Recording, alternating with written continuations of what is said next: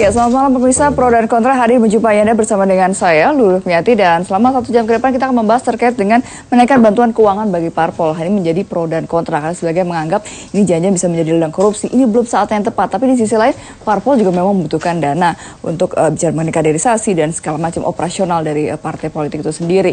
Dan saat ini saya sudah bersama dengan 3 orang narasumber di studio JAK TV. Di sebelah kanan saya sudah ada Mbak Almas Syafrina dari anggota Divisi Korupsi Politik ICW. Selamat malam, Mbak Almas. Terima kasih telah datang di JAK TV. Dan sementara itu di sebelah kiri saya sudah ada Pak Viva Yoga Mauladi, Waketum DPP PAN. Selamat malam, Pak Yoga. Terima kasih telah datang di JAK TV. Dan juga ada Bang Atira Dahlan, anggota Komisi 2 DPR RI fraksi PDIP. Selamat malam. Selamat malam, Assalamualaikum. Waalaikumsalam. Dan mungkin saya ke Pak Yoga dulu nih, artinya terkait dengan rencana menaikkan bantuan keuangan bagi parpol. Mungkin kalau parpol melihatnya ya memang wajar gitu saatnya, dan atau bagaimana sebenarnya? Jadi pertama gini, dalam perspektif demokrasi, partai politik itu adalah merupakan salah satu pilar demokrasi. Tidak ada yang namanya pemerintahan demokrasi tanpa partai politik. Malah partai politik itu digunakan sebagai justifikasi politik bahwa pemerintahannya telah bertindak secara demokratis. Dalam negara-negara yang menganut demokrasi, seluruh pasti mempunyai partai politik. Jadi partai politik itu adalah merupakan salah satu pilar demokrasi. Tidak ada demokrasi tanpa adanya partai politik. Partai politik merupakan lembaga modern dalam berdemokrasi. Itu yang pertama. Yang kedua, kita berbicara soal organisasi sosial politik dalam jangka waktu yang relatif harus lama, tidak seumur jagung. Jadi karena ini adalah merupakan lembaga organisasi yang modern yang menghubungkan antara rakyat dengan pemerintah dan beberapa fungsi dari partai politik, maka partai politik sangat vital dalam proses kehidupan berbangsa dan bernegara.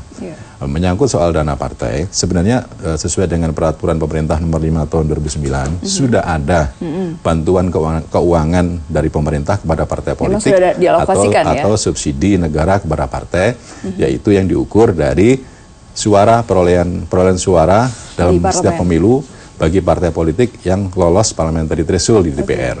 Bagi partai politik yang tidak lolos parliamentary threshold di DPR tidak mendapatkan subsidi dari negara, yaitu satu suara diberikan subsidi oleh pemerintah Rp108 itu setahun. Rp108. Ada wacana dari Pak Cahyokumolo untuk menaikkan dari 108 menjadi Rp1.000 per satu suara. Jadi dilihat dari esensi subsidi itu rekomendasi dari KPK dan beberapa LSM yang terkait yang concern terhadap demokrasi dan partai politik itu setuju bahwa negara memberikan subsidi atau memberikan bantuan kepada partai politik. Dan sementara ini kan sudah, tapi selama 10 tahun tidak ada kenaikan. Tidak ada kenaikan. Nah, kalau Rp108, terus kemudian ada dari Kemendagri, Pak Cahyokumolo menawarkan Rp1.000, itu menurut kami ya terserah kepada kebijakan pemerintah. Pemerintah itu kuatnya berapa untuk memberikan subsidi kepada pemerintah, kepada partai politik. Tapi di beberapa negara, misalnya kami pernah ke Meksiko, itu ada ukuran-ukurannya. Misalnya partai politik sekurang-kurangnya 30% dibiayai oleh negara, atau kalau di Jerman itu 70%, dan beberapa negara Eropa bervariasi. Tapi bahwa negara ikut intervensi dan campur tangan terhadap kehidupan partai politik itu harus begitu. Tetapi berapa besarnya ditentukan kepada budget dari negara. Kemampuan dari negara. Kemampuan dari negara. Karena memang banyak sekali manfaatnya. Banyak manfaatnya. Pertama, partai harus mandiri. Jadi kalau partai mandiri itu segala otoritasnya itu ada pada partai, bukan kepada penyumbang, bukan kepada donatur. Donatur tidak akan bisa untuk melakukan intervensi atau kemudian menelikung terhadap partai politik atas nama demokrasi. Terus yang kedua, sangat penting bagi proses perkaderan di partai politik bahwa karena negara ikut campur untuk mengurusi partai politik, maka fokus dari partai politik itu sudah soal kaderisasi. Nah, gitu. Jadi lebih fokus pada kaderisasi, pada fokus pada pendidikan politik dan fungsi-fungsi partai politik yang lain. Oke, baik. Bagaimana kalau Mbak Almas nih melihatnya? Kenaikannya ini cukup drastis juga dari 108 menjadi 1000 begitu. Ya, kalau menurut kami sebenarnya semangatnya sama dengan yang disampaikan Pak Vivayoga. Ada problem di dalam pengaturan keuangan partai politik dan dampaknya bisa sampai pada jauh sekali. Salah satunya yang selama ini sudah kita bahas adalah soal korupsi. KPK itu sudah pernah merilis data tahun 2016. Lebih dari 30% tersangka kasus korupsi yang ditangani oleh KPK itu adalah kader partai politik. Makanya tadi Pak Vivayoga juga sudah menyebutkan bahwa KPK sendiri setuju bahwa harus ada kenaikan bantuan keuangan dari partai politik, dari negara untuk partai politik. Nah, di sini masalahnya adalah berapa besarannya dan seperti apa mekanismenya. Kami di ICW melihat hal yang sama, bahwa ada problem ini dan negara seharusnya tidak menutup mata terhadap problem ini, karena partai politik bagaimanapun juga, baik dan buruknya, mempunyai tugas dan peran yang sangat strategis dalam konteks, baik itu dalam konteks pemilu maupun pemerintahan. Tidak ada satu pemilu pun, dalam satu pemilu pun organisasi lain selain partai politik bisa mencalonkan kadernya menjadi peserta pemilu, baik itu calon legislatif, kemudian calon kepala daerah, apalagi calon presiden. Hanya partai politik yang mempunyai tugas dan peran itu. Nah, di sini kami melihat bahwa penting partai politik untuk dijadikan sehat dan mandiri secara pendanaan, sehingga tidak ada problem-problem yang tadi disampaikan, korupsi dan segala macamnya itu. Tapi menurut kami yang perlu dibenahi tidak hanya soal sumber atau besaran dana dari negara untuk partai politik itu sendiri, tapi juga soal transparansi, pelaporan dan akuntabilitasnya bagaimana. Nah, ini yang selama ini juga menjadi problem.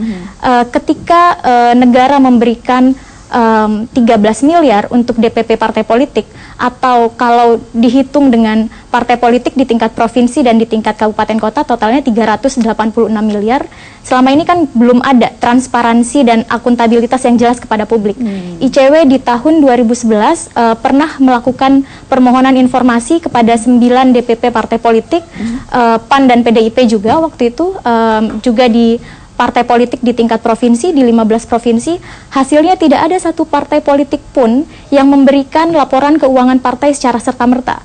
Padahal itu sudah diatur dalam Undang-Undang Partai Politik nomor 2 tahun 2011 dan di Undang-Undang Keterbukaan Informasi Publik. Kami harus melewati proses yang sangat panjang di Komisi Informasi melalui proses sengketa, dan itu pun walaupun kami memenangkan sengketa tersebut, laporan keuangan partai politik tetap tidak diberikan kepada kami. Hanya sebagian kecil dari partai politik yang kemudian mau memberikan. Beberapa partai politik beralasan bahwa keuangan partai politik adalah rahasia partai, adalah urusan partai. Bahkan kader partai yang kami wawancarai, mereka menyebutkan bahwa jangankan publik atau jangankan ICW, kader saja itu sangat sulit untuk mengakses laporan keuangan partai politik. Hanya bendahara umum dan ketua umum yang mengetahui penerimaan dan pengeluaran partai politik secara keseluruhan. Tapi kalau yang dari APBN memang selalu dilaporkan.